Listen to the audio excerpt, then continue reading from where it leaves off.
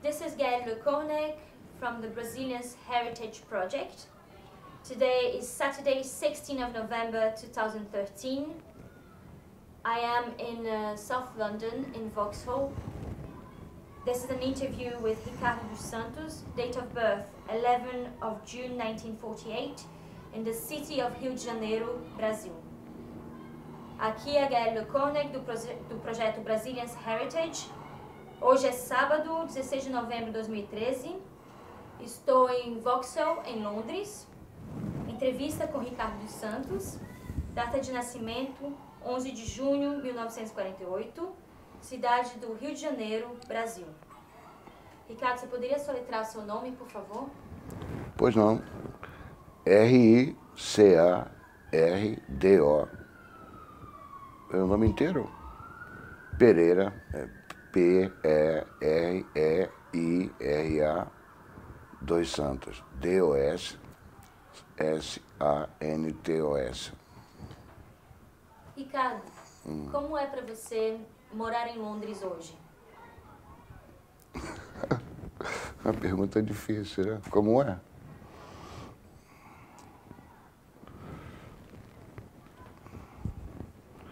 É uma experiência difícil, porque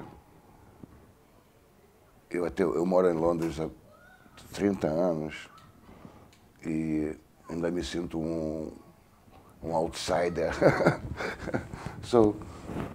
Eu tenho uma vida assim meio individual dentro dessa cidade. Eu não sei bem como é viver em Londres, porque eu vivo mais dentro da minha casa do que em Londres. Eu vivo num outro mundo. Estranho, mas é que eu estou aqui há 30 anos e ainda não me acostumei a essa vida. Mas eu estou vivendo, porque eu tenho crianças aqui. Então, viver em Londres é bom, mas é um pouco penoso também. Também sinto falta do Brasil. Bom, é uma pergunta difícil, como você... Não. Tem que me estender mais, não? O que eu faço? Vou do princípio? Você falou que vive num mundo um pouco paralelo. Descreve esse mundo para mim. Bom, eu sou músico e atualmente parece que não existe mais lugar para músicos que trabalhem da maneira que eu trabalho, da música que eu faço. Hoje em dia, em Londres, por isso que é estranho aqui, é que música aqui é uma indústria e praticamente não tem música, na minha opinião. Então eu não estou enturmado com essa gente e não faço nem questão. Então, não sou um outsider. De repente eu tenho até orgulho disso, porque eu já comecei essa vida desde o Brasil, sabe? Eu parei de trabalhar para esse sistema.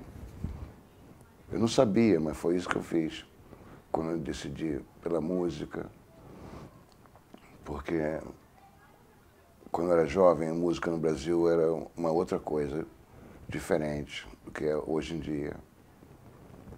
Então, para mim foi uma direção na minha vida. Eu decidi, eu gostaria de ser músico. Aí meu pai falou, não entra nessa porque é um ambiente horrível. E realmente ele tinha razão.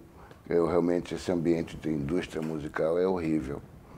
Porque realmente não está interessado na música. Eles estão interessados em ganhar dinheiro. Mas isso não tem a ver com música. Porque música é uma coisa que é importante para a sociedade de uma diferente maneira, não é comércio. Eu acho que música tem um poder e não pode ser vendido assim, sabe? Mas, de repente, eu estou sonhando, mas... A música, para mim, no Oeste, perdeu o fio da meada. Como se diz? Como se diz em inglês? Missing the point. Eu penso assim. Então, para mim, de viver em Londres não é fácil. Eu vivo aqui porque eu tenho filhos, uma namorada. Mas, de repente, deve ser assim no mundo inteiro. De repente, o mundo inteiro está mudando. No Brasil também eu estive lá 3 anos atrás e não estava acontecendo muito em termos de música. Pelo menos no Rio de Janeiro. E pelo que eu escuto aqui nesse clube que eu moro, não tem nada novo no Brasil interessante de música. Mas isso é uma história muito longa.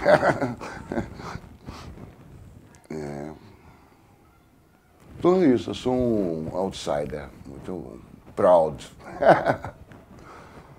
Não trabalho para a indústria, nem para o sistema.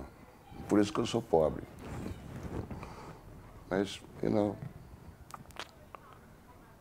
que mais que eu vou falar? Por que você veio para cá? Eu vim para cá para suportar minha companheira Inês Cristina, que é uma pessoa muito inteligente e tinha um projeto muito bonito e veio fazer um doutorado. Então ela me pediu para vir suportá-la e eu acabei vindo porque eu pensei que fosse uma coisa boa, mas acabou que a gente acabou se separando aqui porque ela estava muito busy e eu estava fazendo nada aqui por 1 ano. E eu queria sair e tocar aí, mas ela estava estudando muito. E, bom, a gente acabou se separando. E, para dizer a verdade, eu não voltei para o Brasil porque eu estava até envergonhado. Aquela coisa do ego trip, né? Então, eu estava na rua, não? Eu decidi, eu vou começar do nada em Londres e vou... Porque já no Brasil naquela época, a Inês me falou que eu vivia tocando para uma elite que não dizia nada. Porque onde eu tocava no Rio de Janeiro, naquela época, de repente só gente rica podia ir, né? Uma pessoa comum. Às vezes juntava um dinheirinho para ir no fim de semana ouvir uma música, mas não conseguia escutar nada, que era uma barulheira total. Mas eles curtiam, mas as pessoas que frequentavam à noite era tipo uma elite, né? Então ela tinha razão, que a gente está tocando música uma elite que não está dizendo nada, que é uma música elitista e que ser músico era uma coisa supérflua. Então houve um choque, porque para mim aquilo era a minha vida, né? Então foi isso. Então eu não voltei para o Brasil, comecei do nada aqui, conheci músicos e tudo mais. Mas o problema aqui é que músicos brasileiros não vêm para Londres, porque Londres não é conhecido como uma cidade musical. Pra gente que é brasileiro, que nós temos samba, que a gente está perdendo também, né? Porque os brasileiros de hoje em dia não sabem o que samba é. Quando eu toco samba, eles dizem que é jazz. Veja você. Até chamo o Pixinguinha do primeiro músico de jazz do Brasil. Quer dizer, jazz virou sinônimo de coisa boa, mas nos anos 60 no Brasil, eles derrubaram a música do Brasil dizendo que era influência de jazz. Mas no fundo eu acho que o jazz tem mais influência da música brasileira do que a gente tem deles. Mas como é que eu vou explicar isso? Não. Anyway, vai voltando ao que eu estava falando, que eu estou quase esquecendo.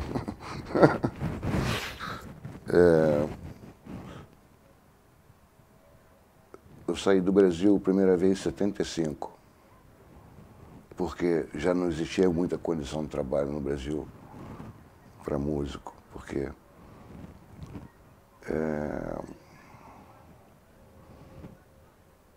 houve um golpe militar e parece que também foi uma invasão do Rio de Janeiro em termos de cultura, Zoal. Eles mudaram a capital para Brasília, mas o Rio de Janeiro continuava sendo a capital cultural do Brasil. Mas as pessoas não gostam disso, sabe por quê? Porque o Rio de Janeiro é a segunda maior população negra do Brasil. E é um estado pequenininho assim. Quer dizer, de repente, em comparação, tem até mais negro do que na Bahia, porque a Bahia é enorme. E o Rio de Janeiro é pequenininho. E tem a segunda maior população negra do Brasil. E tinha a música da capital, que era o samba carioca.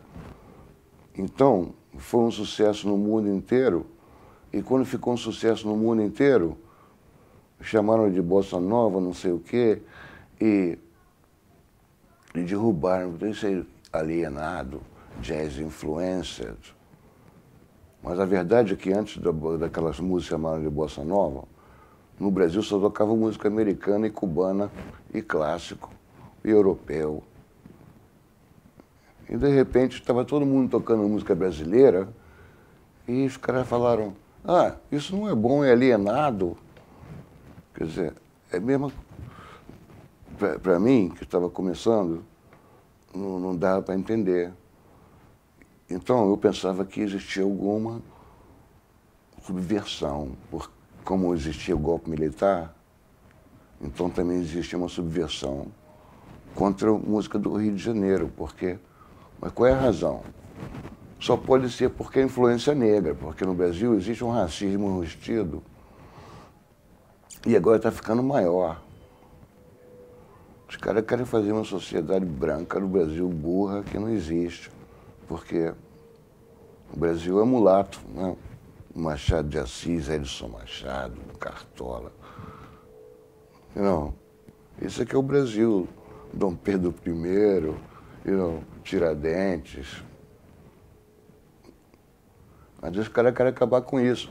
Então não tem memória, cara não sabe. Os músicos do Brasil, eles não sabem nem quem foi que veio antes. Então, qualquer música americana de rock, eles podem tocar rock, mas eles sabem quem foi o baterista, o primeiro, quem é Max Roach, quem foi Kenny Clarke, quem foi o filho de Joe Jones. No Brasil ninguém sabe nada, ninguém sabe dos americanos. Quer dizer, então como é que as pessoas podem condenar a influência do jazz? No Brasil, só o único disco dos músicos era disco de jazz. Eles não gravavam disco de músicos brasileiros. Quando gravavam um disco de músicos brasileiros, os caras botavam o nome americano. Bob Fleming. Ed Lincoln deu sorte, que o nome dele já era Lincoln mesmo. Ele é do Nordeste. Eduardo Lincoln. Ficou Ed Lincoln. Johnny Alf. Antigamente, todo mundo tinha nome americano no Brasil. Não? Aí, de repente, golpe militar e vem os caras, veio Gilberto Gil, Caetano Veloso da Bahia, com a Maria Bethânia, tocando com meu amigo Edson Machado, que ele foi o rei do som no Brasil, na minha opinião. Um dos caras mais boicotados do Brasil chama Edson Machado, baterista. O pessoal diz que foi o João Gilberto com aquela batida do violão, que criou a bossa nova e tudo mais. Mas aquela batida do violão ele fez para acompanhar a voz dele. Porque aquela batida não é muito diferente da batida do samba. Isso. Mas a bateria do Edson Machado é que você escuta no mundo inteiro, na Rússia, nos Estados Unidos, na França, na Itália. E o Edson me falou um dia assim, depois de mim, todo mundo pode ser eles mesmos. Eu fiquei pensando que estava sendo arrogante, Mas agora, depois de 40 anos, estou pensando aqui, e é verdade, porque eu escuto todas as músicas do mundo inteiro da Rússia com aquela técnica da bateria do samba, só que tocando diferentes ritmos. Funk, Jewish, Gypsy, Yugoslavo, russo, todo mundo inteiro. E no Brasil, ninguém sabe quem Edson Machado é. E as pessoas que sabem, boicotam.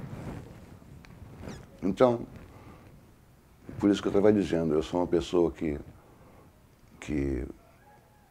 vivo de uma maneira que eu não vejo. Eu tenho que criar uma posição nesse mundo, porque não existe. E eu não estou afim de entrar nessa máfia de músicos da BBC. Eu tenho vários amigos, se bem que eles têm que ler muito bem, né? O músico, essa coisa que aqui existe, é educação. Por isso eu fiquei aqui. Pensei em trazer meus filhos para estudarem aqui e não na Inglaterra. Mas foi uma das razões que eu fiquei. Eles acabaram não vindo e eu acabei ficando. E agora eu tenho filhos aqui. Mas eu não vejo. Eu tenho que criar minha própria posição nessa sociedade, porque eu não estou afim de entrar nesse esquema. Eu acho que é que nem entregar os olhos aos bandidos.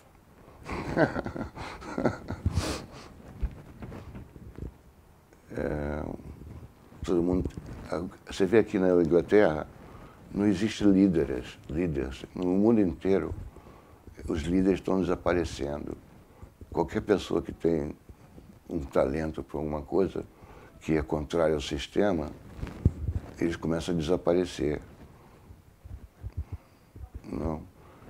Cameron não é um líder, ele parece um burocrata.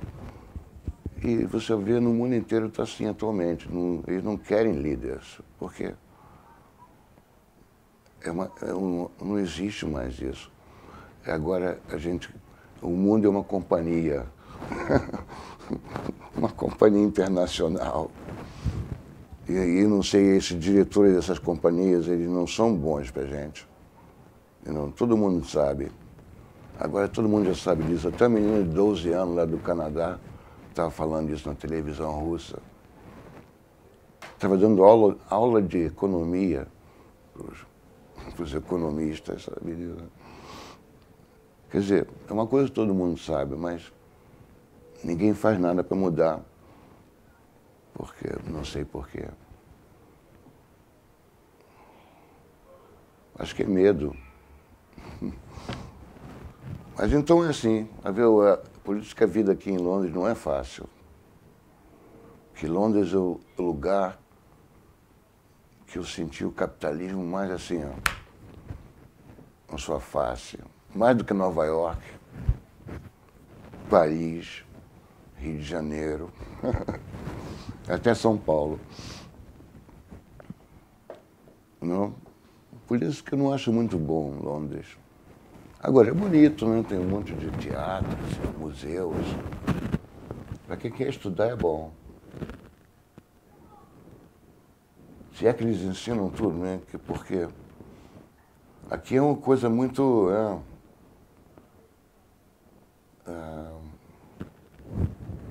kind of científica, né? Darwin é o rei, não? Se bem, eu acho que o Darwin didn't get everything right, não? Porque eu acho que ele nunca teve uma experiência espiritual. Mas, sabe, tem gente que já teve. Não? Agora, eu não muito tempo para explicar essas coisas. Eu sei que tem gente que já teve e sabe o que é. Então, não precisa explicar, já tem tanto testemunho por aí. Você já teve alguma experiência espiritual? Eu tenho várias. Já tive.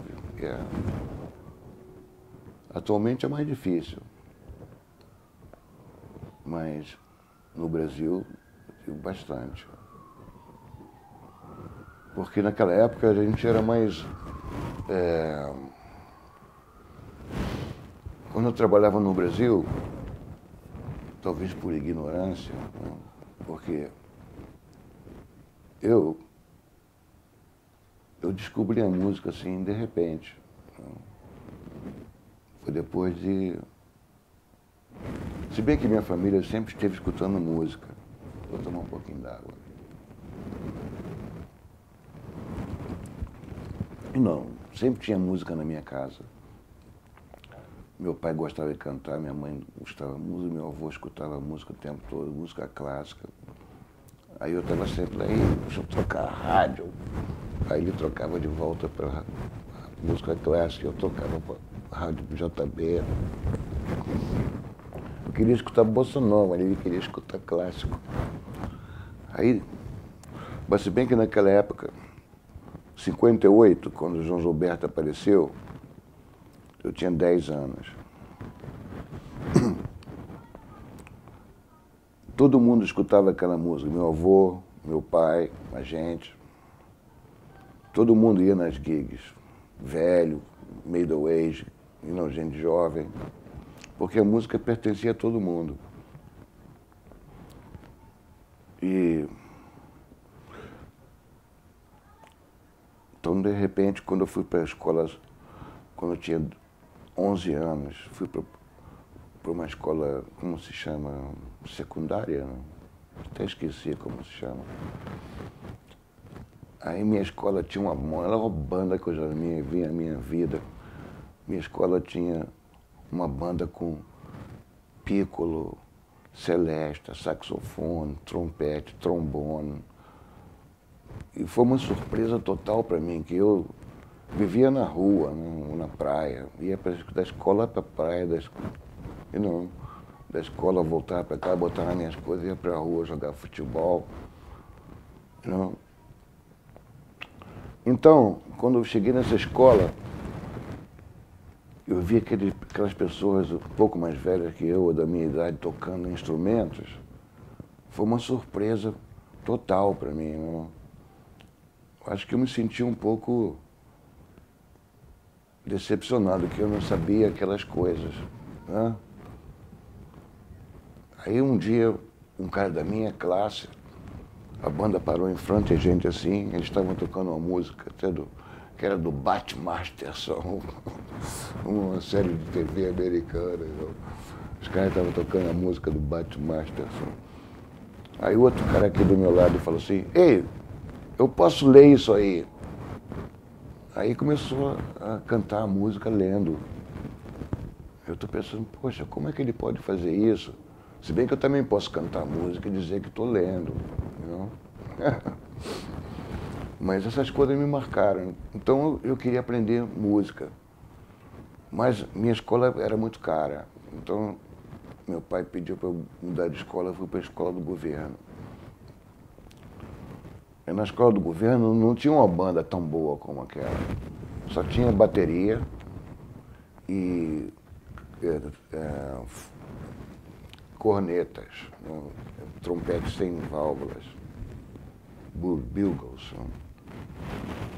Aí entrei na banda tocando bateria. Aí, de repente, bossa nova. Aí descobri um disco do Ray Charles, que tinha jazz, tinha uma música cantada, outra música com só instrumental, e eu gostava daquilo. Então, a gente nos treinos, no intervalo, começava a cantar aquelas músicas e tocar na bateria. E, de repente, as coisas aconteceram assim, uma em cima da outra. Aí minha prima arranjou um namorado que tocava bateria. Eu comecei a frequentar os ensaios do conjunto, querendo tocar bateria. Não? Mas ele era canhoto, não dava para tocar na bateria dele direito. Então, um dia tinha um baixo lá, sem ninguém estava tocando baixo. Eu fui lá e comecei a tocar. Até hoje estou tocando. Mas com a música eu descobri uma coisa que eu queria fazer. me deu uma direção na vida que eu não tinha. Sabe, eu desenhava bem, mas eu nunca pensei em ser desenhista. Mas quando eu comecei a tocar música, o baixo, meu pai me arranjou um estágio numa companhia de publicidade, porque eles pensavam que eu ia ser um desenhista. Para mim foi meio chato, porque eu estava muito entusiasmado com o lance de tocar, tinha um conjunto, umas pessoas da pesada. Eu tocava com o irmão do Sebastião Neto no piano, o Danilo Caymmi, que estava começando na flauta também, Guilherme, gente, um baterista muito bom, Rui Buarque. Mas eu falei, bom, não estou afim de fazer esse trabalho, não.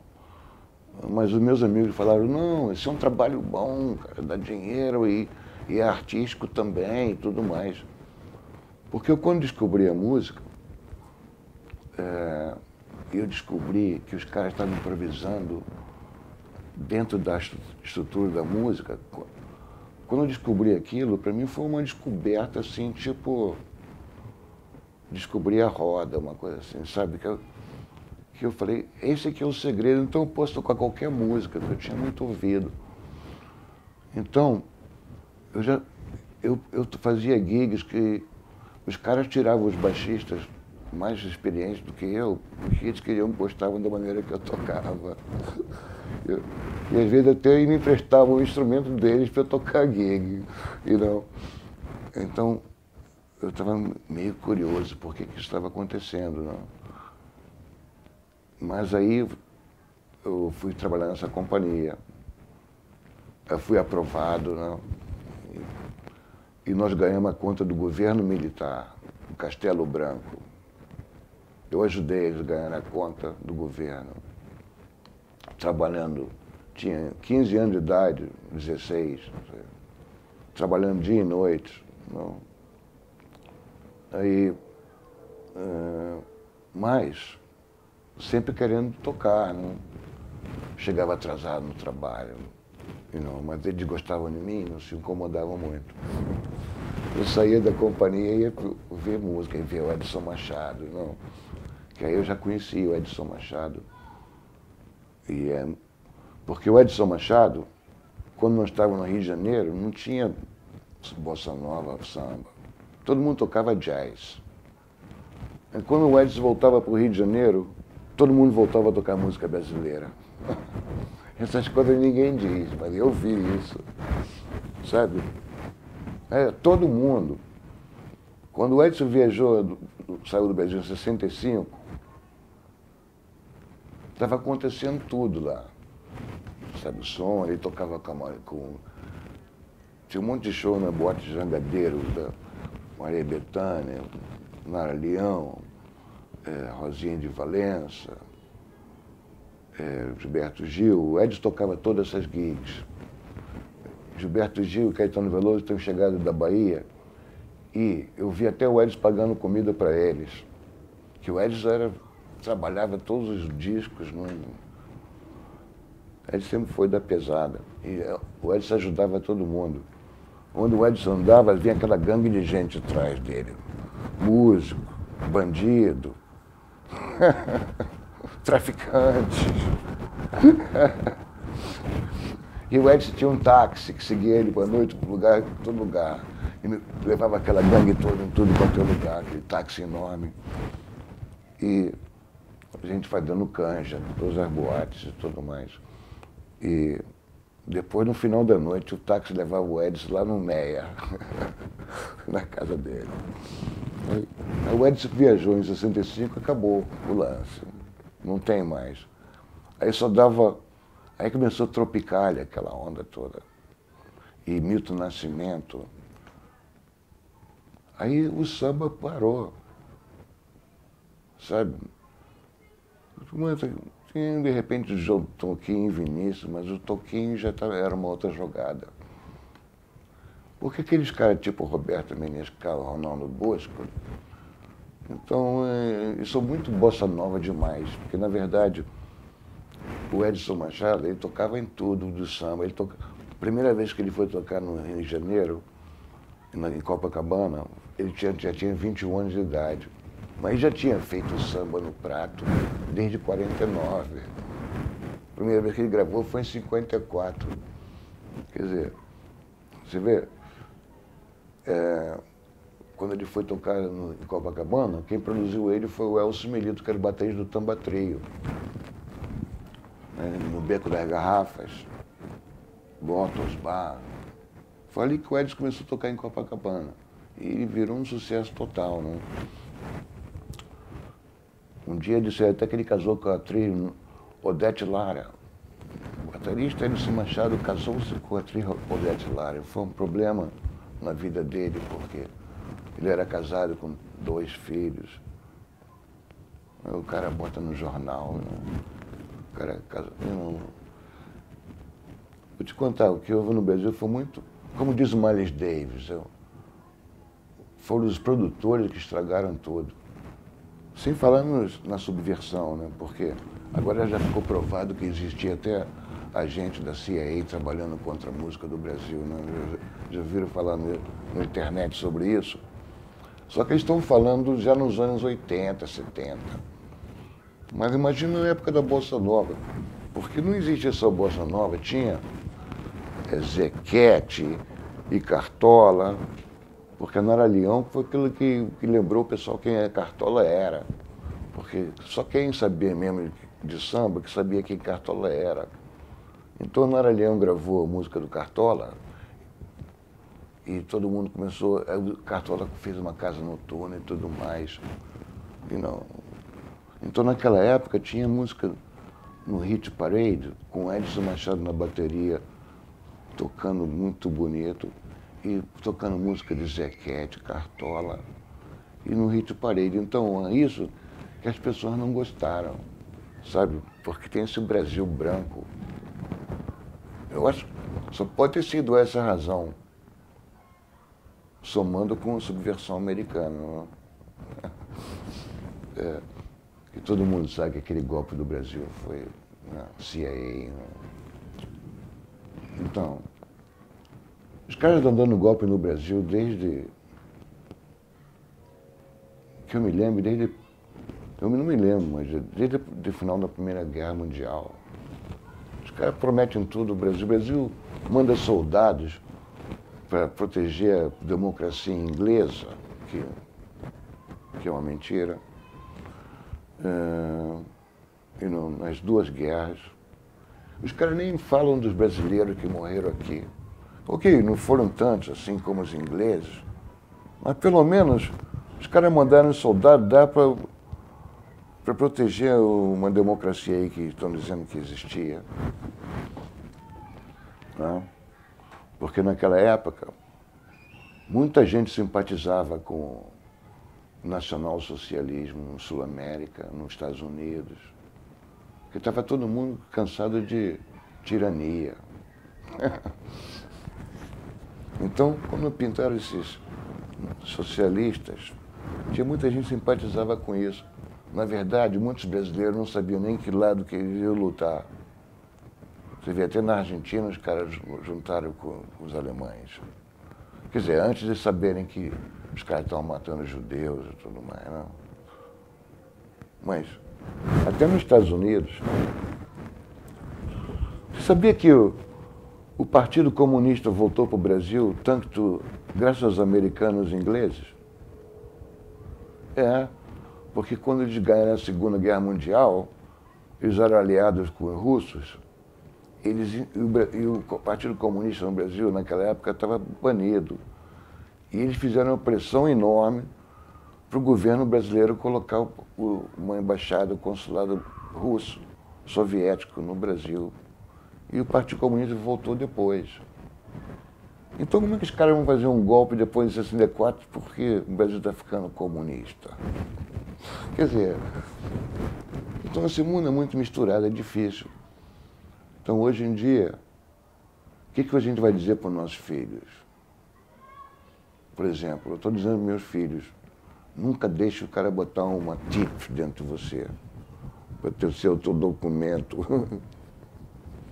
Eu acho que aquilo ali tipo a marca da besta, sabe? É você ter um número com a máquina. Então eu vivo nessa confusão, para dizer a verdade. Não? Como é que você vive sem entrar nessa? Que cada vez vai ficar mais assim, ó. A gente vai ficar mais condicionado e para você ser fora dessa, um outsider, vai ficar mais difícil.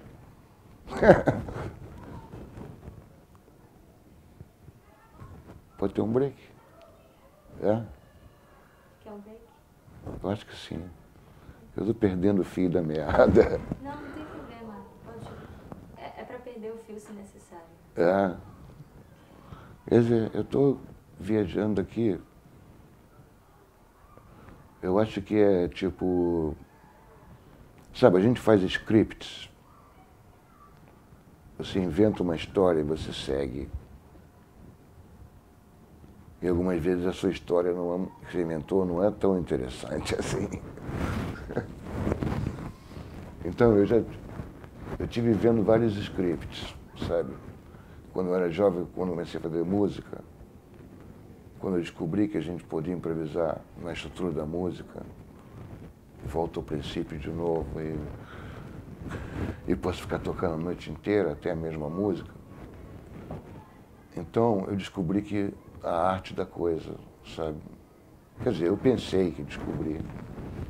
Então, para mim, quando eu estava tocando uma música, a estrutura da música era como se fosse uma moldura, uma canvas, né? Que eram as limitações dessa coisa. Você não pode sair pintando fora da canvas, né? Até pode, né? Mas, então dentro daquilo ali você faz o que você quiser. Aí que vem a arte e a liberdade da coisa, sabe? Aí é como se fosse as pessoas aprenderem a viver no society, não, cada um tem a sua voz, mas é junto, tem que ficar bonito, tem que dar um espaço para o outro falar um pouco.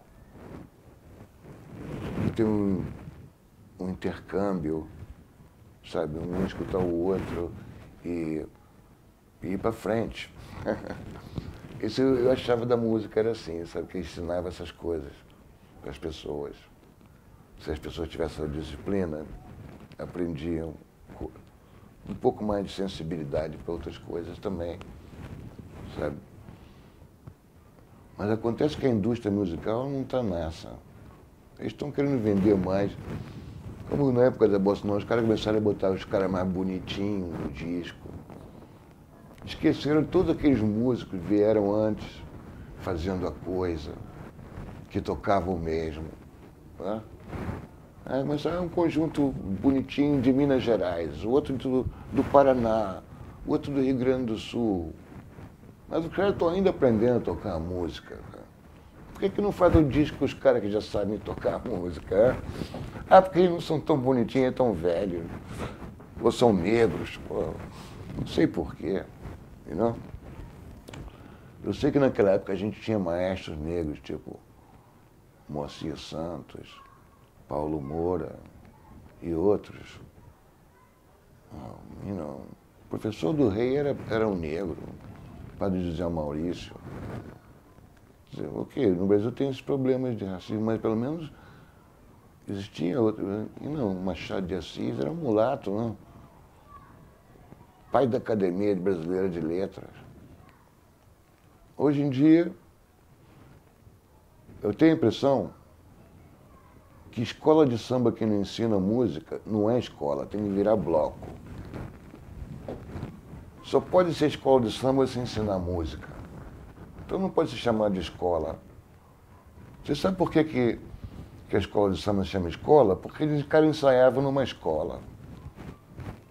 E porque eles não ensinam música de verdade, só batucada. Agora, porque aí não segue o Cartola e o Nelson Cavaquinho.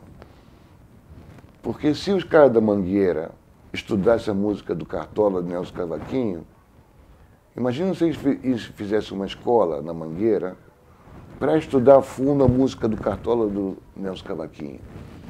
Porque qualquer um arranjador no mundo inteiro, que se alguém lhe desse a música do Cartola para fazer um arranjo, ele ia ficar muito contente, porque a música é muito boa. Então, os caras podiam fazer um projeto de ensinar música só com a música do Cartola e do Nelson Cavaquinho, por exemplo. E tem outros também. Não, compositores, não são só eles. Imagina agora aqueles caras, se eles pudessem fazer um arranjo para orquestra, que nem o Duke Ellington ou Paulo Moura podia fazer, ou Moacir Santos. Aí era uma escola de música, de samba. E não, a minha escola de samba que não ensina música é bloco. E, na verdade, eu não estou tocando mais samba, está virando 6x8. Sabe que outro dia uma pessoa disse que ele só gostava de um certo tipo de samba, tradicional. E disse que nós roubamos o samba e transformamos o samba e que não era um verdadeiro mais. Um samba com metais não é samba. Mas ele está confundindo o samba de roda com o samba carioca e samba urbano e samba de gafieira. Tem muita coisa. Eu falei, cara, quando eu nasci, já existia isso. Então você quer que eu negue toda a minha existência? Dizer que não existe isso porque samba é uma coisa que fica em harmonia só. 1, 6, 2, 5. Isso é exercício, na verdade. Isso aí é folclore, cara, não é? Música é que nem você polir o diamante. Você acha o diamante bruto e depois você faz uma arte daquilo ali, né? Você fica, folclore é uma coisa, a arte é outra, eu acho. Porque existe arte no folclore, agora mais. Mas arte é uma coisa diferente. E a nossa música do Brasil já virou arte há muito tempo. Como é que os brasileiros não sabem disso? Né? Vou te contar, o que os caras estão fazendo no Brasil hoje é uma cafonice total. E também não entendo o brasileiro tocando reggae, samba reggae. Eu gosto de reggae, eu toquei com o jamaicano 12 anos lá em Brixton. Só saí de lá quando o cara quebrou meu baixo, o dono do bar, que não era músico. Toquei 12 anos em reggae, então os caras não podem dizer que eu não gosto de reggae. E eu toquei com o jamaicano mesmo. Agora, esse cara, eles fazem um reggae brasileiro que eu não entendo, que no Brasil tem samba, samba de roda, samba carioca, frevo, maracatu, baião, afoxê. Como é que eu preciso tocar reggae? Agora ele não sabe que os caras do reggae estão copiando do Brasil, porque os caras lá que estão me dizendo lá em Brixton. Os caras, o baterista. E essas coisas. Os caras chegavam com o Edson Machado e perguntavam assim, lá no Brasil. Edson, você já escutou o último disco do Tony Williams? Aí o Edson fala, Tony Williams? Tony Williams me copia. Aí o Edson está maluco. Mas a verdade é que Tony Williams, quando tinha 17 anos de idade, estava escutando o Edson lá no Village Vanguard com Bossa 3, todos os dias, porque ele estava no Sidekick Band com Jack McLean, que foi quem introduziu ele para o Miles Davis. Então, quer dizer, existem essas coisas no Brasil, é por isso que as pessoas não têm memória. E eu acho que, mesmo que o Brasil esteja rico, como eles dizem, não é com essa coisa de óleo, que, na verdade, essa coisa de óleo já devia ser abolida há muito tempo. Porque já diz até que os egípcios já tinham eletricidade de graça. Estão dizendo, estão provando agora. Tem um tal de Tesla. O cara inventou um sistema aqui que dava eletricidade quase de graça para todo mundo, mas cara morreu no anonimato, no desterro, porque quem ganhou o contrato foi o Thomas Edison. E outras pessoas ganhando grana. Quer dizer, esse é o lance do mundo. Quando a gente cresce acreditando, estuda a Bíblia na escola, tem que ser bom, tem que ser educado, não pode mentir, não pode matar, não pode fazer isso. De repente você cresce, aí você vê todo mundo sendo morto do teu lado, e não teus amigos, os caras matando Luther King, Kennedy, Roberto Silveira no Brasil, etc. E outras pessoas, meus amigos desaparecendo, e aí você pergunta, onde é que mora meu amigo Jorge, mãe?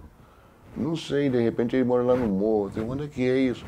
Aí você começa a descobrir esse racismo todo, quando vai crescendo. Aí quando tentaram fazer alguma coisa no Brasil, tem golpe militar, Quer dizer, quando você cresce dessa maneira, de repente, não tem outra opção. Ou você entra naquela onda, ou então você fica contrário. Aí, de repente, não dá para morar no Brasil mais, porque está todo mundo numa outra. Aí você pensa em buscar refúgio lá fora. Mas aí fica mais difícil, porque os caras estão tentando fazer o próprio business deles. Conta pra gente sobre essa experiência de ter amigos desaparecendo no Brasil.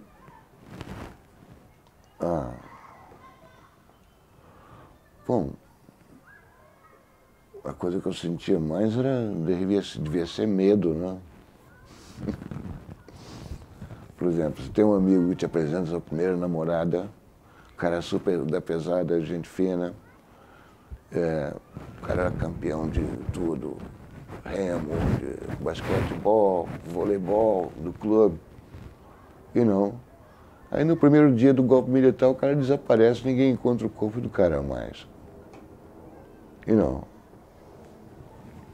Então, naquele tempo, o primeiro governo militar não era tão... Claro que era uma repressão total, mas não era tão repressão como na época do Médici, aí foi pior ainda, ato institucional número 5, coisa. Mas, então no princípio ainda existia uma certa liberdade, porque existiam shows de teatro, por exemplo, Arena contra Zumbi, Opinião, vários shows de esquerda. Aí, com o tempo, foram caçando.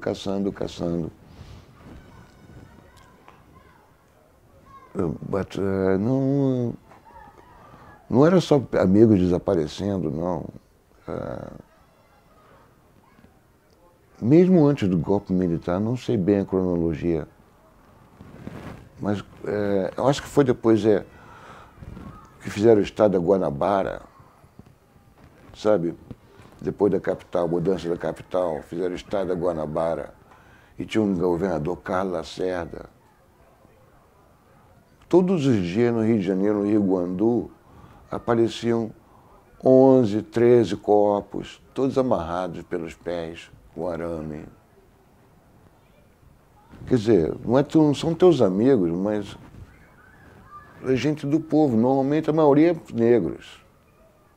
Assim, esse era ladrão, esse era vaposeiro, aquelas coisas, cheio de caveiras.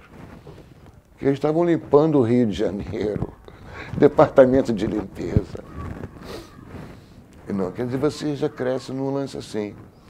Quando veio a Bossa Nova, foi um alívio, não? Antigamente, tinha gangues de rua. A minha rua não podia ter uma namorada da outra rua, porque os caras iam me bater. Depois da Bossa Nova, isso acabou. Eu só queria saber escutar música e paz e amor antes dos Beatles, Amor, sorriso e flor antes dos Beatles. Eles roubaram até essa da gente. Porque, você vê, hoje em dia o pessoal faz funk, mas vem tudo lá do Brasil, eu acho, o ritmo, depois do Edson Machado. Não existia funk antigamente. Funk era outra coisa. Mas agora somos amigos desaparecidos. Edson Machado também foi torturado. Ia ser morto também. De repente, um programa de televisão salvou a vida dele. Vitor Manga, falecido, mencionou o nome dele. Eu sei que ele estava sendo torturado, daí de uma hora para outra estava de volta em casa. E os caras estavam falando assim para ele: faz uma caveira bem bonita para ele, Major. O Edson não quer falar. E não. Aí, quando eles se cansavam de bater no Edson, eles iam levavam na enfermaria, mostrar o estado das outras pessoas que não falavam. Tá vendo? Esse aqui não quer falar, Edson. O cara estava pendurado de cabeça para baixo, pau de arara, levando choque. Mas coisa horrível que eu não vou nem descrever aqui. Então, era um clima de medo, não? E também revolta. Meu conjunto, naquela época, a gente não tocava bonito. A gente era tudo pauleira total. Mas a gente tocava só ele, nós passamos a tocar só samba.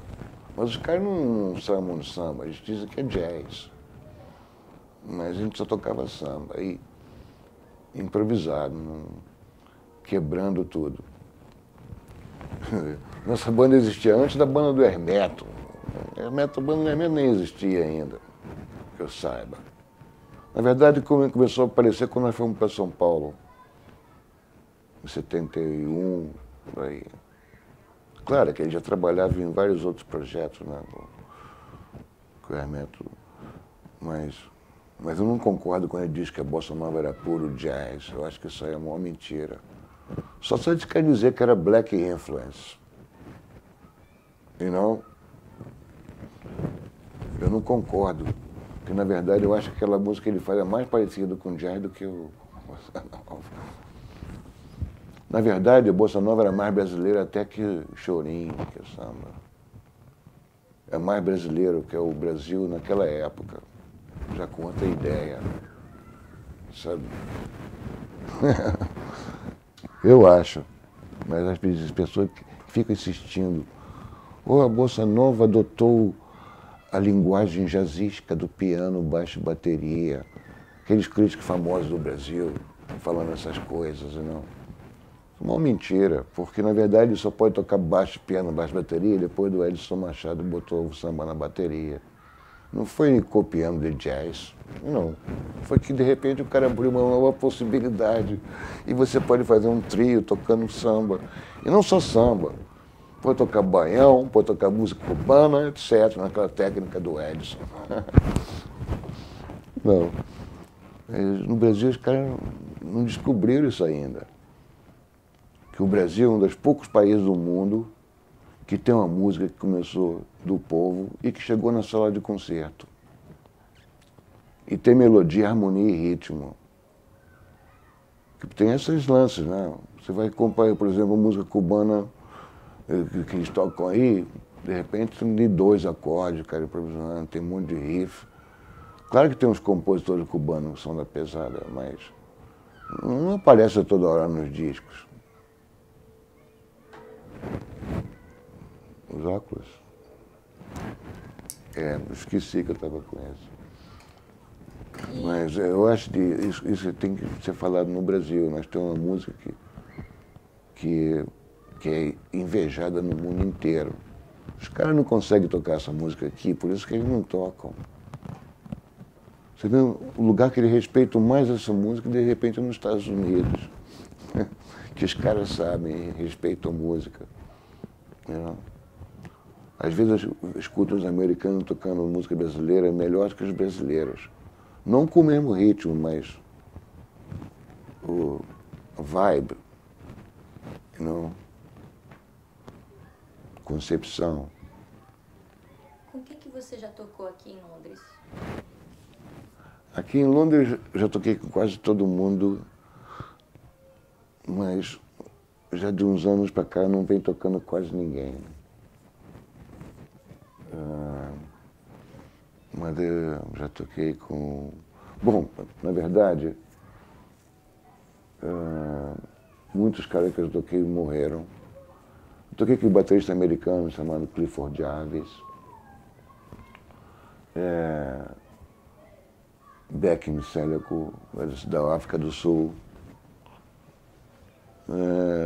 Toquei com os caras que agora dão aulas em schools, tipo Simon Purcell, Jimmy Calderazzo, Martin Hathaway. I played Jim Mullen, Phil Robinson, Julian Siegel, Steve Williamson,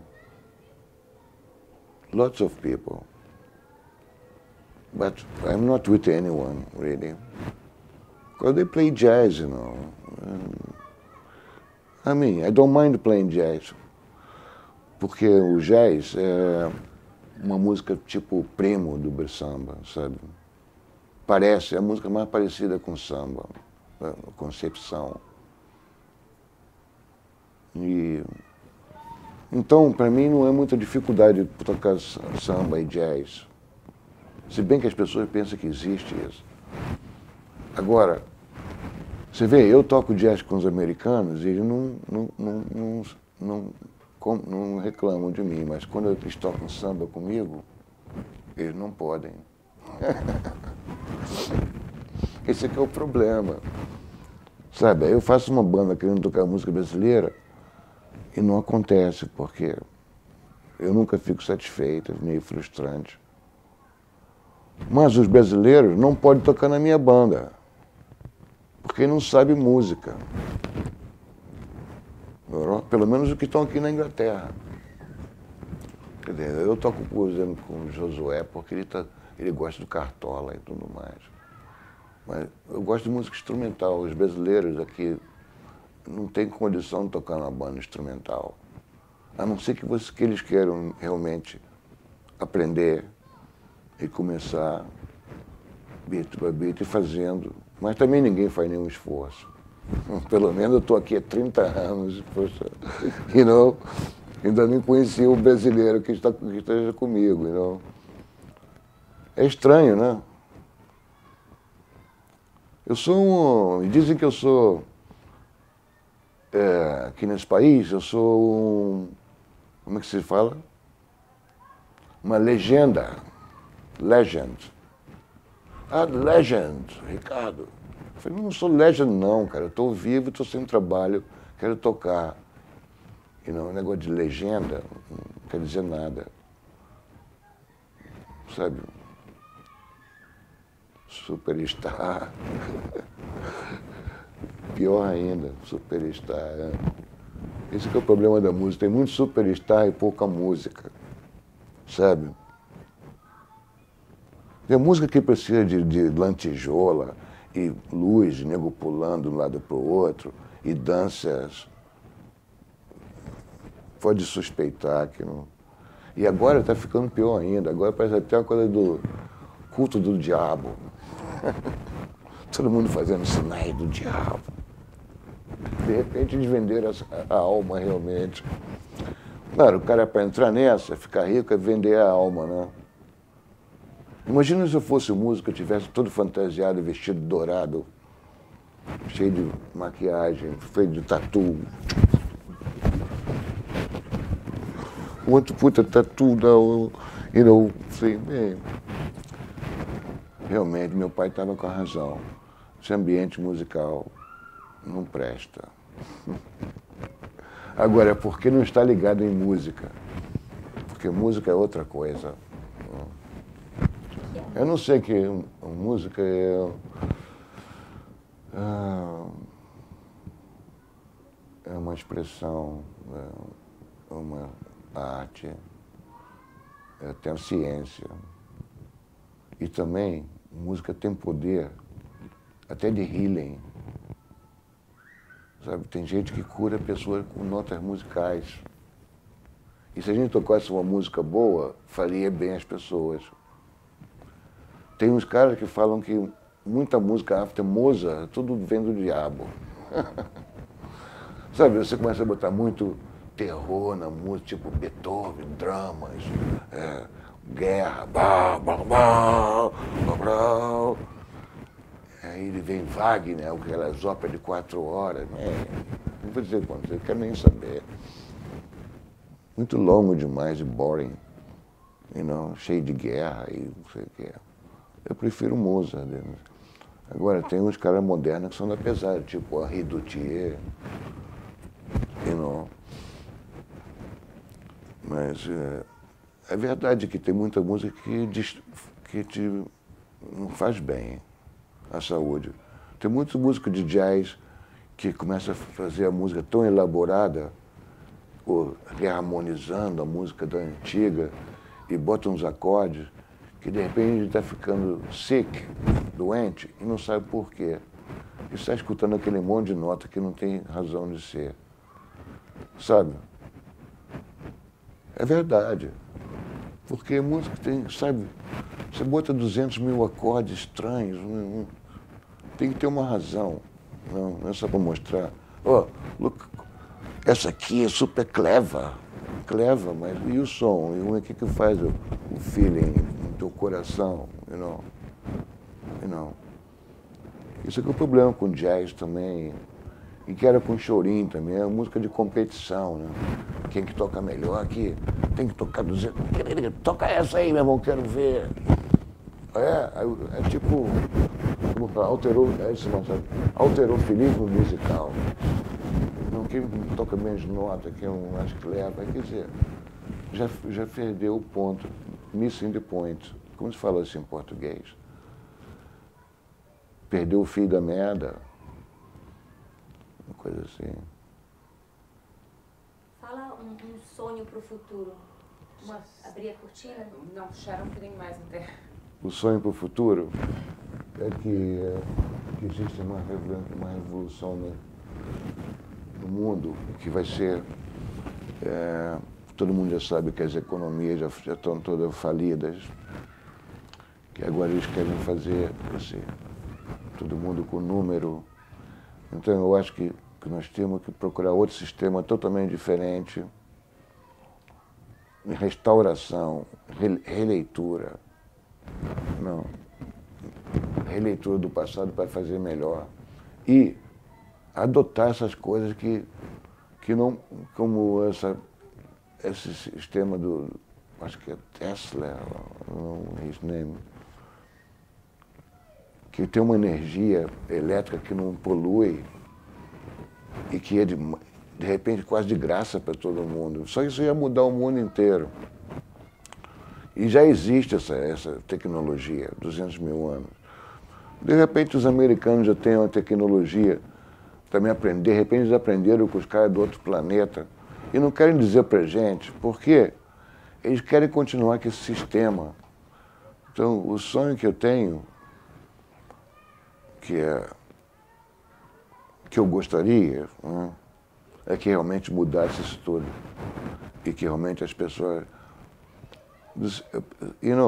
é por isso que se eu fosse um político e fosse eleito, era possível que eu fosse me considerar um ditador. Porque eu ia proibir um monte de coisas. Indústria musical. Música, sabe, vender música tinha que nem vender energia nuclear. Assim. As pessoas podem destruir pessoas só com a música, é isso que eles estão fazendo com a indústria musical. Só botando música ruim em todas as crianças. Acabar com a cabeça dele, toda essa sensibilidade, tudo mais. Os caras já estão tocando bateria igual a drum machine. Anyway. Mas o meu sonho é esse, que a gente vê essa revolução realmente a favor da vida. Porque é exatamente como diz na Bíblia, as forças do mal querendo acabar com a vida. Só pode ser isso. Tenho a impressão para esses caras, se morresse metade do mundo, era melhor para eles. Sabe?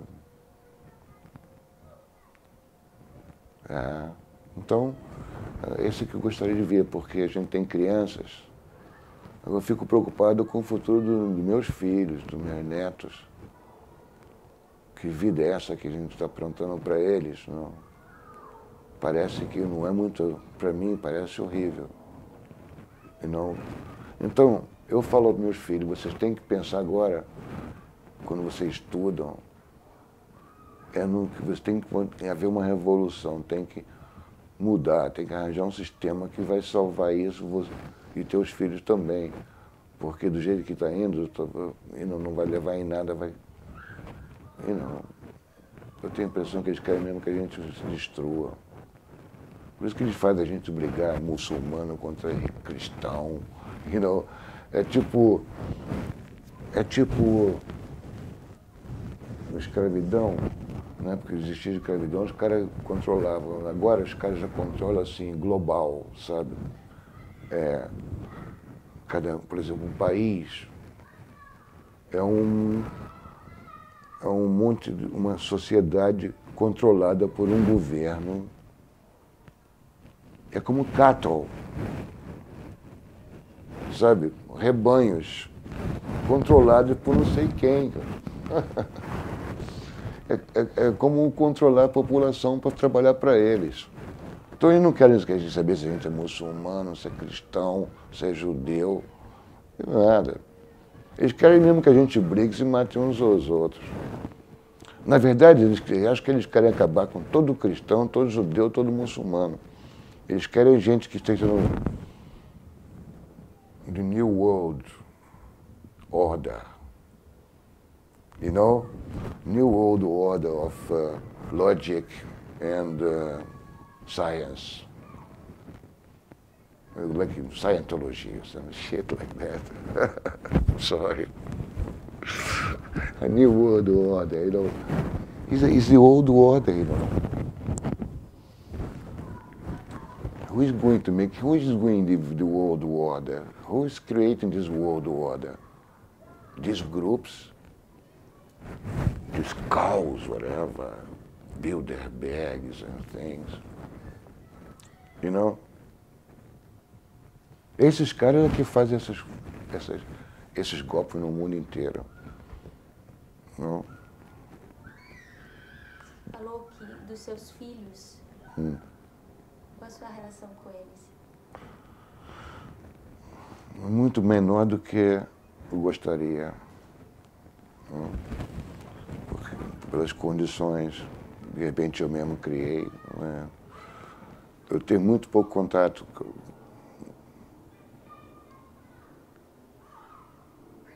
Mas o que eu tento fazer eu estou tentando melhorar ainda de vida.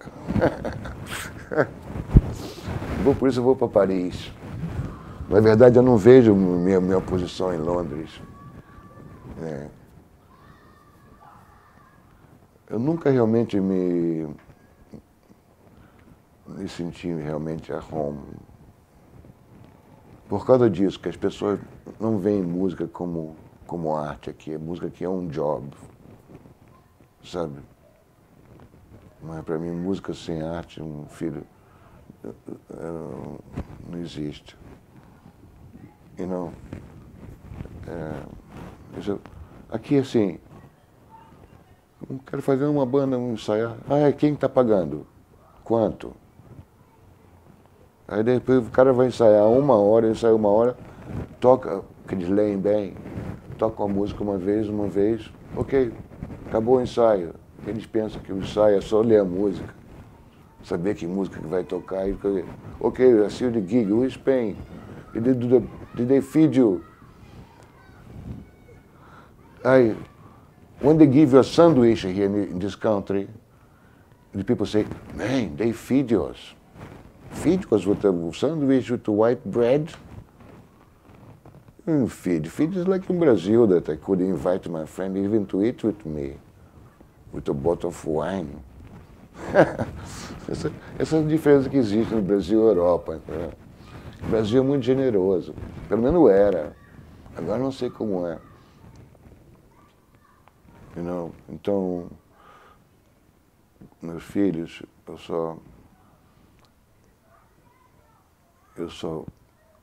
eu só tenho esperança que eles vão descobrir uma maneira de combater tudo isso, inventar outras coisas. Isso que eu estou tentando falar para eles, coisas novas, não? Mas também baseadas em, não, tem que ter uma releitura do passado. Não? Tem que ter uma releitura para aprender o que foi errado. Não é? E no Brasil a gente tem que fazer isso. Não? Você sente saudade de alguma coisa do Brasil? Olha, eu sinto saudade do... Bom, sem falar de praia e tudo isso, né? Eu sinto saudade da música, mas isso também, quando eu fui lá, quase não estava acontecendo. Eu sinto saudade das minhas amizades.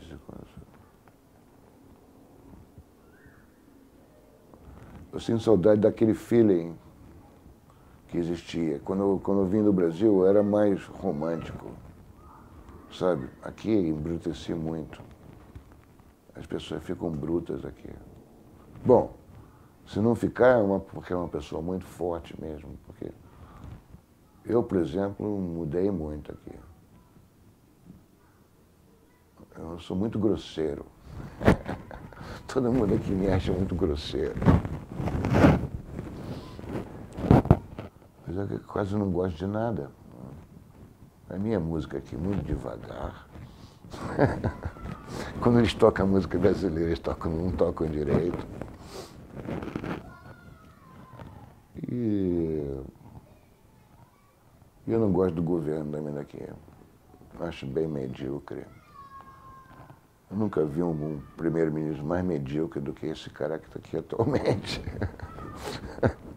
Eu não sei nem como é que eles aceitam uma pessoa dessa no governo. Anyway. É porque eles são todos meio burocratas, não? Tem que ter jogo de cintura, esses ingleses. Tem gente muito boa aqui, mas eles não estão acomodados, deixando esses caras dirigirem eles também. Eu acho. As pessoas não vocês estão bem, não importa. Não, o negócio é trazer o leite das crianças, que eles falavam no Brasil antigamente. O negócio é trazer o leite das crianças. Mas é a última pergunta dessa parte. Eu tenho essa coisa, leite das crianças, eu gosto daquele lance daquelas parábolas de Jesus Cristo, não? Do lírio do campo, do espaço, que eles não tecem, não trabalham, não fazem nada, eles têm tudo. E a gente trabalha e não tem nada. Quem está colhendo isso? Sabe uma coisa? A gente tem que botar esses bandidos todos na cadeia. Todo mundo já sabe quem eles são. Tem gente que diz que é o Rothschild, outros são o presidente do banco não sei de onde. Eles sabem quais são os mídias onde eles estão, Bilderberg. Agora a polícia, a gente paga a polícia, não é isso? Pelo menos aqui. Então a polícia tem que prender essas pessoas, não a gente. Vou melhorar um pouco o negócio para foi a tua pergunta. Eu acho. Esses caras que são os criminosos, estão que encana. Os caras dão um monte de grana para esses caras. Os caras estão roubando o povo, eles dão milhões de bônus ao presidente do banco. A gente precisa dele porque ele é um técnico indispensável. Que nem o ministro da Economia do Brasil ganhou o prêmio Nobel, o Delfim Neto. Aí quando ele viajava no avião dele, com o namorado dele todo, cheio de champanhe, e o povo passando fome. Ele ganhou o prêmio de Economia, quer dizer, não dá para entender. O prêmio Nobel. Tecnicamente, it's great. Quer dizer... Ricardo, você tem fé em alguma coisa? Bom, eu tenho fé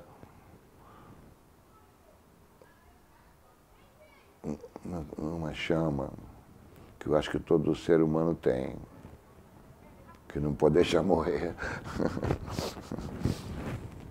eu tenho fé nisso aí. Eu acho que eu tenho fé em Deus. A pessoa, eu não quero nem saber se o cientista não acredita ou não. Eu acho que é a única coisa que me segura. Pelo menos, enquanto eu tinha gente comigo que acreditava na mesma coisa, as coisas aconteciam. Eu acho que não está acontecendo para mim agora que eu preciso de mais gente comigo que acredita em coisas semelhantes. Não? Mas se eu tenho fé em alguma coisa, eu tenho fé na vida, uma coisa assim. Eu tenho fé que a vida vai existir, mesmo que essas pessoas estejam boicotando. Agora, eu não tenho a menor ideia como é que é. Sabe, de repente a gente podia estar dentro de uma ponte, não? Dentro de uma gota d'água. Nós todos aqui, dentro de uma ponte, na piscina de alguma pessoa. Eles estão cuidando da gente aqui nem peixe. Assim. Se a gente começar a aprontar muito, a gente acaba a comida. Pô, lava isso tudo, tá ruim. Fazer de novo, vamos fazer de novo. Pode ser, né? Os caras ficam pensando assim, você ainda acredita que Deus criou o mundo em 6 dias? Assim, eu não sei, por que não? Sabe lá quantas horas tem o dia para Deus? Quantas horas existe o dia lá em Vênus? Quantas horas tem um dia em Júpiter? Imagina numa outra dimensão, outra coisa. De repente, 1 século é um dia. É tudo não é isso? 1000 anos é um dia, pode ser um dia. É né? Poxa. Os caras sabem matemática, mas não sabem. E ficam usando esses argumentos. Peraí, cara, pô. Claro que não foram ser. Ele não estava nem na Terra.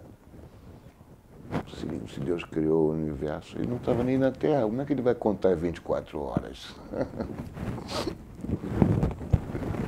Sou estúpido, né? Eu acho. Agora, não sei como é que meu filho nasceu com música, de repente, como é que meu outro filho nasceu desenhando, desde que era 3 anos de idade, fazendo perspectiva, cego, quase cego. E não, como é que pode essas coisas? Né? E não, é muita coincidência demais. Já tem até uns cientistas que estão falando sobre isso.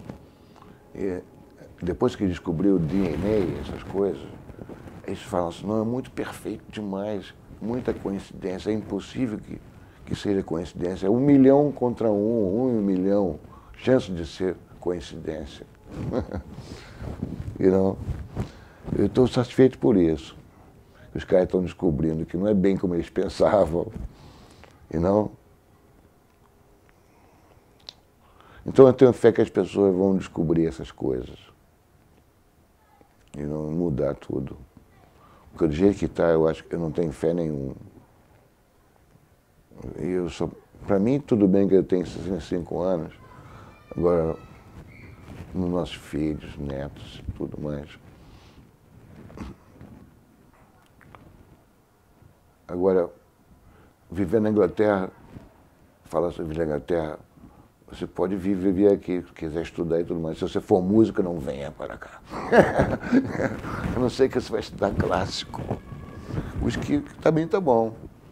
Mas você também pode estudar clássico no Brasil, em Nova York, em França também, na Rússia. Nessa aqui, o cenário musical da Inglaterra, jazz, que eles falam o teu termo, jazz. I'm a jazz musician, I'm a serious musician, man. O cenário de jazz daqui não existe. Sabe por quê? Porque o povo não se... Eles não vivem essa música, tem uma minoria. Quer dizer, é tocar para uma elite. Quer dizer, de amante de virtuosismo. Quer dizer, por isso não é o cenário musical melhor. Esse é o meu conflito aqui em Londres. Por isso que eu acho que eu não me dou bem aqui. Por isso que eu vou para Paris, final do mês. J'aime beaucoup Paris. Muito obrigada. J'aime beaucoup de copains à Paris. Valeu? Obrigado a vocês. Muito obrigada. Eu espero que seja servido alguma coisa, porque tem tanta coisa para falar, mas... se lembrem da música brasileira e dê uma sondada no passado, porque no princípio do século estava melhor do que agora. Muito mais produtivo, muito mais dinâmico e criativo. That's it. Vamos com Deus. Muito obrigado.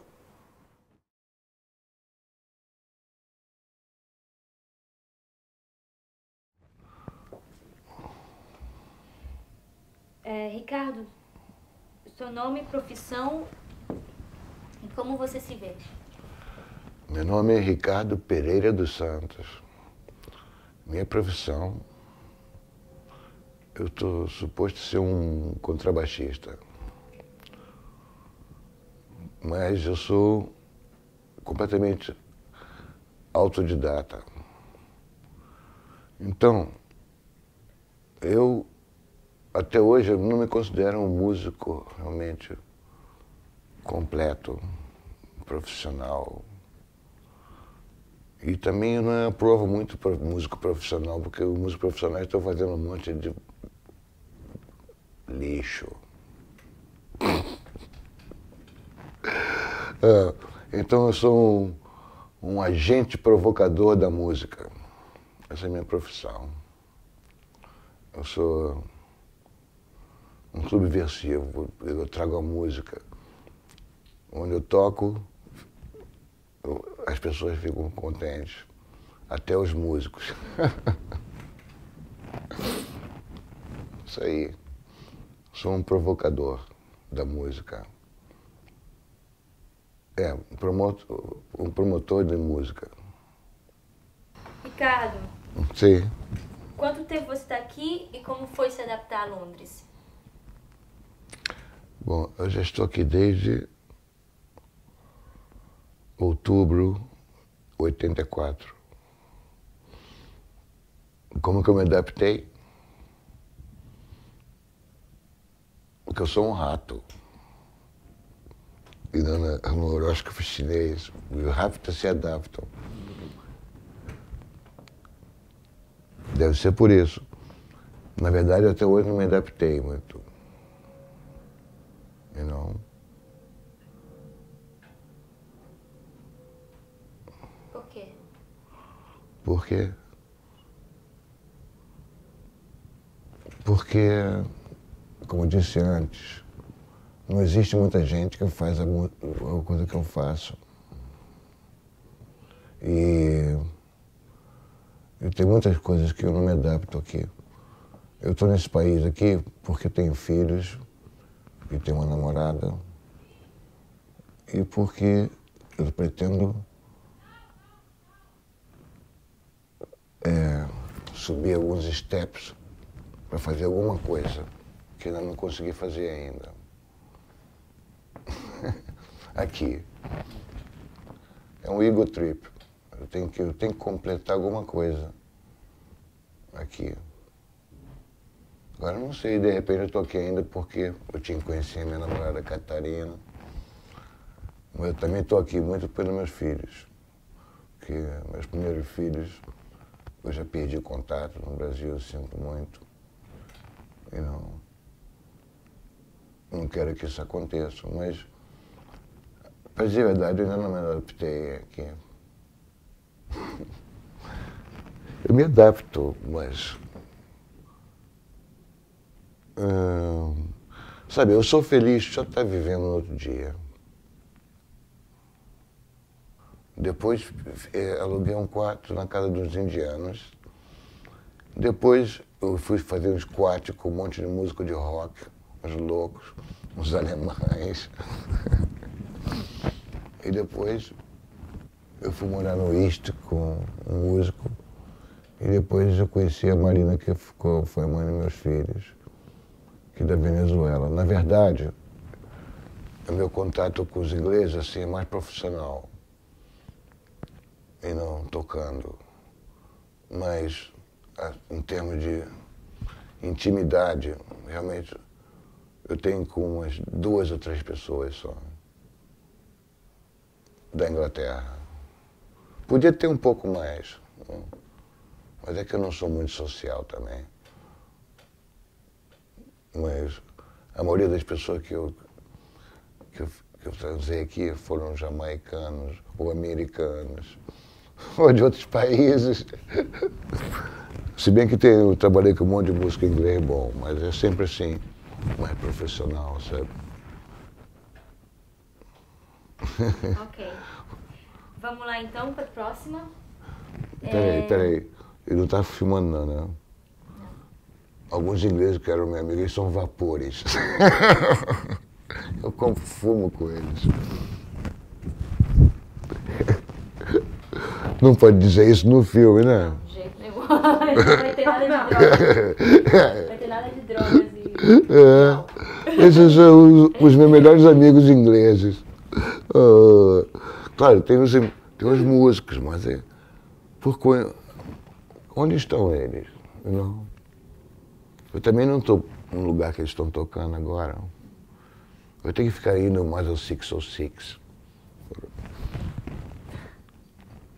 Eles estão lá, né? Eu toquei no Old 606, não? Eu sei. Vamos lá então? Mais do que no novo. Para a próxima pergunta, ok? Yeah.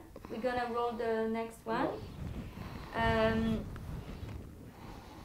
É uma pergunta sobre o lado afetivo, sentimentos. Uhum. O que é mais importante para você e por quê? O que é mais importante para mim?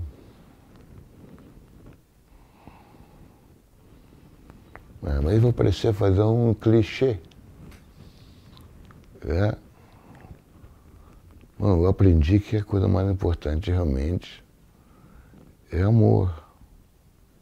E não que é a coisa mais difícil.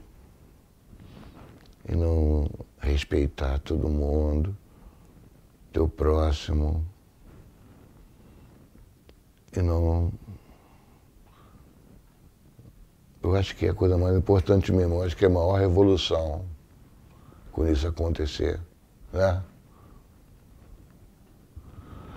Na verdade, eu acho que a gente tem que fazer isso. Quem sabe a gente está sendo governado por uns lagartos, como aqueles caras estão falando, os Illuminati, whatever. E a gente tem mesmo que esquecer essa coisa de racismo e se aliar contra esses caras que não são nem humanos. Anyway, mas a coisa mais importante é amor e tudo que é feito assim, não, com respeito, com... eu só posso dizer isso. É uma pergunta difícil para responder o menino, mas vamos lá. Posso pensar um pouquinho? Pode. Qual foi o momento mais difícil pelo qual você passou aqui, na Inglaterra, e como você superou isso, a situação?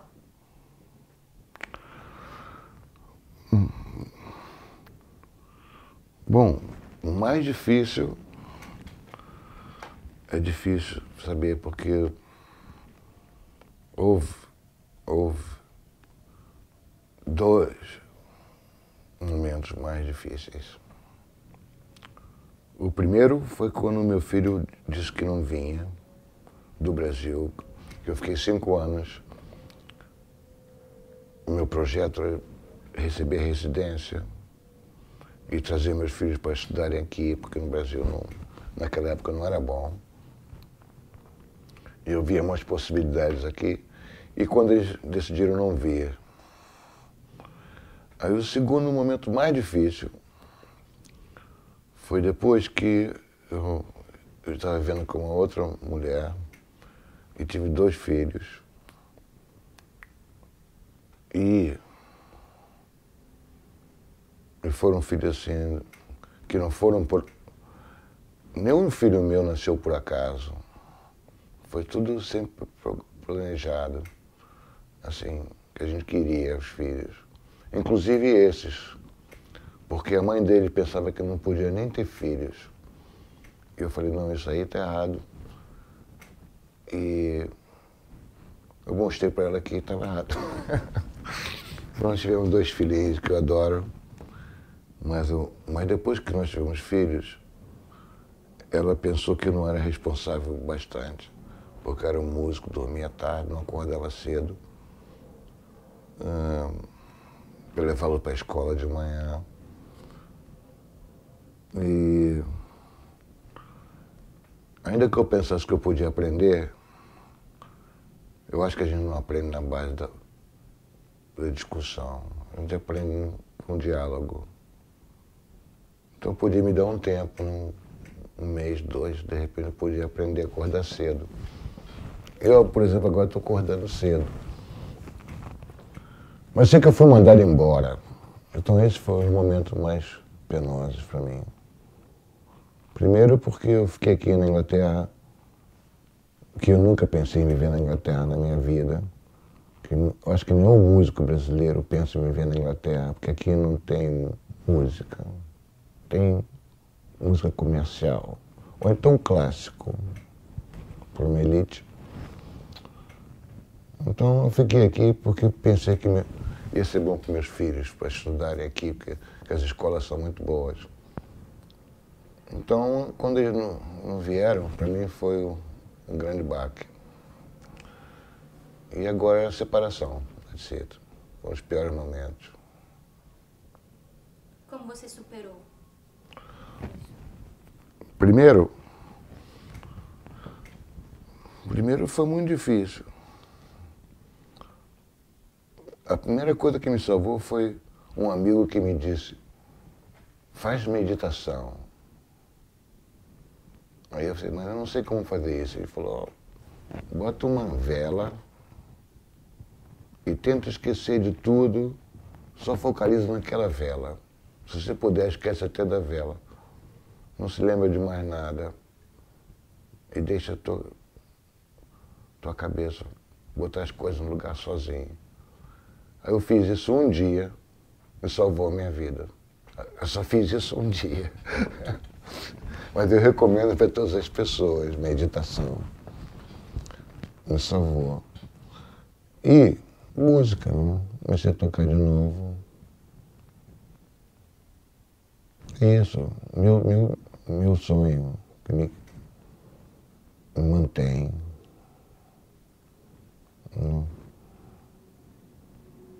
Esperança. Esperança no amanhã. Mas pode especificar que é diferente. Uma coisa que só teria acontecido aqui.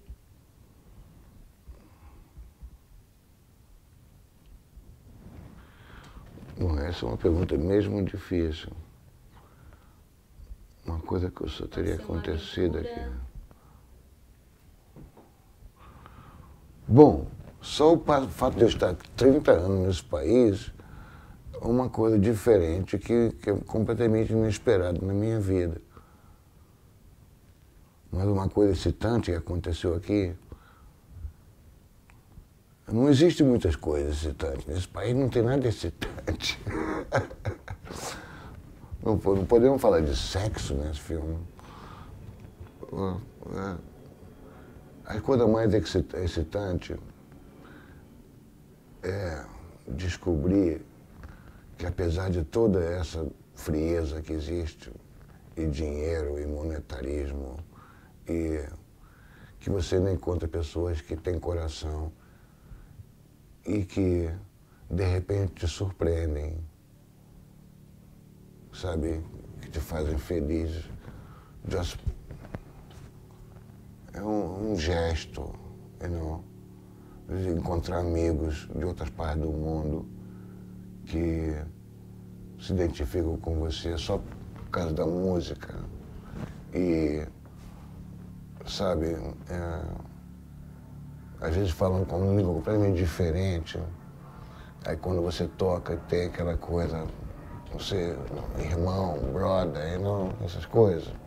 Que você sentir que as pessoas são humanas, não?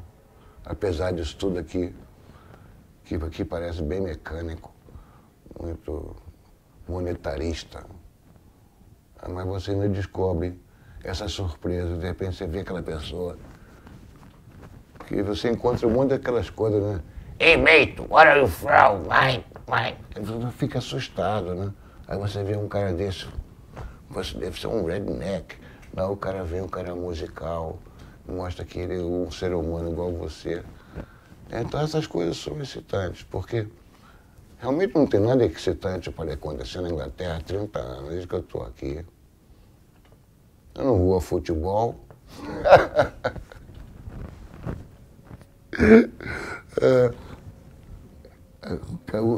Quando eu conheci a Catarina, foi uma das coisas mais excitantes da minha vida. Porque eu descobri que eu ainda posso sentir amor por uma mulher. Certo? Isso foi uma das coisas mais excitantes da minha vida. Né? Depois de, Catarina, depois de 55 anos, eu falei, poxa, será que eu estou me sentindo 35? Foi muito excitante também. Ter filhos. E tocar música, às vezes, pode ser muito excitante. Você sente que o som está, sabe, saindo. Isso é excitante. E também estou excitado de não perder a fé.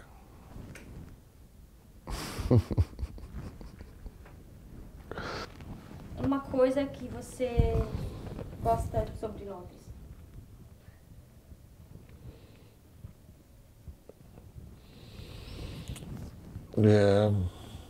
Pensando aqui duas vezes, porque she's not a saint, e Catarina, então, no caso, pensar o Rio Times.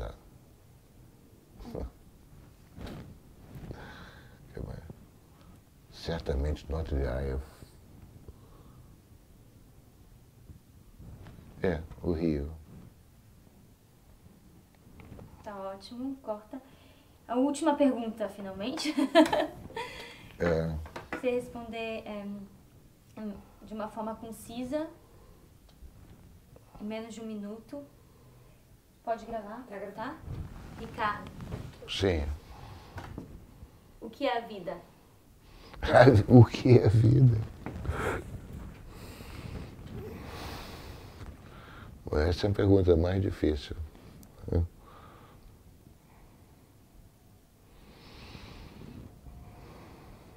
A vida.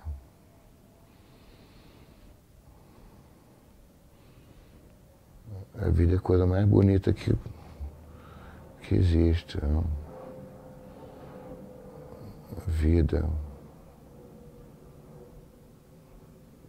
Se a natureza, o ar, a música. A vida é aquilo que a gente quer preservar.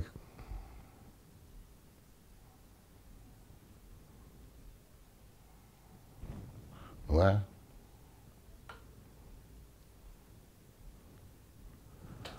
A vida é a chama.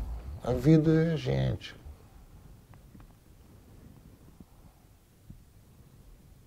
Não sei, a vida é a coisa mais bonita que eu não quero perder.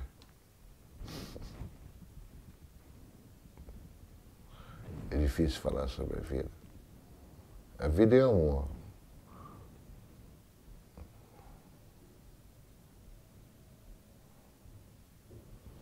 A minha vida é com a música. Ótimo. Ok. Essa foto aqui é do cidadão chamado Carlos Frederico Rebelo dos Santos, que era o meu pai, que morreu muito jovem, uma gente fina, cantou no programa do Ari Barroso, tirou o segundo lugar para o Calbi Peixoto. E me falou, Ricardo, não entra nessa de música que esse ambiente não tá com nada. Ele não é gente fina, uma fada. Descobri essa foto na casa da irmã dele, minha tia Helena. Aquela índia bonita. Okay. Ótimo. Acho que vou deixar aqui. Tá, pode deixar. Junto com meus filhinhos. Tá ótimo. Agora vamos fazer o objeto. O objeto. Ah, sim. Fala pra gente o que é esse objeto, Ricardo.